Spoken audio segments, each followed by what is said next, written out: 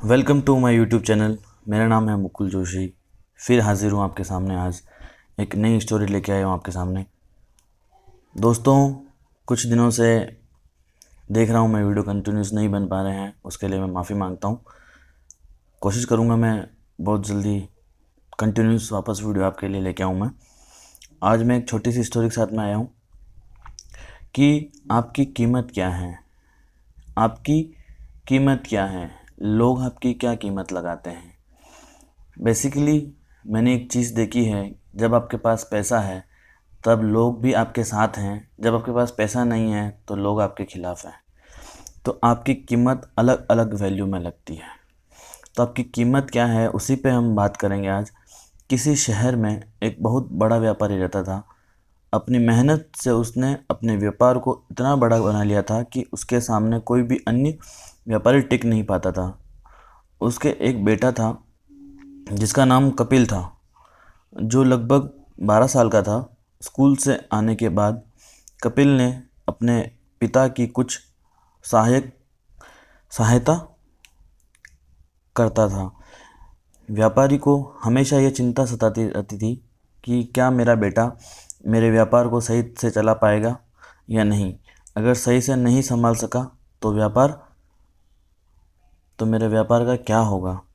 इसी चिंता को दूर करने के बाद, काफ़ी विचार करने के बाद, व्यापारी ने अपने बेटे की परीक्षा लेने के बारे में सोचा। दूसरे दिन उसने एक बड़े डिब्बे में कुछ भरा हुआ अपने बेटे को अपने पास बुलाया और कहा, इस डिब्बे में कुछ भरा हुआ है, कुछ ऐसा करो कि इसके अंदर भरी हुई चीज़ की कीमत मतलब वैल्यू बढ़ जाए। अगर तुम ऐसा कर पाते हो तो मैं तुम्हारा जेब खर्च दोगुना कर दूंगा। तो कपिल ने डिब्बा खोला और देखा कि उसमें गेहूं भरे हुए हैं। वह सोचने लगा कि इन गेहूं को उनकी असली कीमत से ज़्यादा कैसे बढ़ाया जाए। उसके दिमाग में तुरंत एक विचार आया। वह तुरंत गेहूं पीसने वाली चक्की पे गया, गेहूं को पीसकर आटे में बदल दिया और अपने पिता से बोला, देखो पिताजी, मैं डिब्बे में रखी चीज़ को उसकी कीमत से और ज़्यादा कीमती बना के ले आया हूँ, क्योंकि आटे की कीमत गेहूं से ज़्यादा होती है। मैं सफल हुआ। व्यापारी बहुत खुश हुआ और उसने कपिल का जेब खर्च दोगुना कर दिया। लेकिन व्यापारी को अपने बेटे की काबिलियत पर अभी भी शंका थी। उसने फिर अपने बेटे को बुलाया और कहा, यह आटा लो और अब कुछ ऐसा करो कि इसकी कीमत और भी बढ़ जाए। अगर तुम ऐसा कर देते हो तो मैं तुम्हारा जेब खर्च दोगुना कर दूंगा। कपिल ने आटा ले लिया और कुछ सोचने के बाद भागता हुआ अपने घर के पास बनी बेकरी पर पहुंच गया और आटे के ब्रेड बना लिए। ब्रेड देखकर वापस वो ब्रेड बनाकर अपने पिताजी के पास जब लौटा तो पिताजी बहुत खुश हुए। इस बार भी उसका जेब खर्च दोगुना हो गया था। व्यापारी अब भी संतुष्ट नहीं था। उसने अपने बेटे को बुलाया और कहा, यह लो ब्रेड, कुछ ऐसा करो कि इसकी कीमत फिर से बढ़ जाए। कपिल को फिर से अपना जेब खर्च दोगुना करने का अवसर मिल गया। उसने कुछ सोचा और बेटे को लेकर अपने घर की रसोई में पहुंच गया। उसने ब्रेड को लेके वो अपनी घर की रसोई में पहुंच गया, क्योंकि उसकी माँ से उसने कुछ दिनों पहले केक बनाना सीखा था।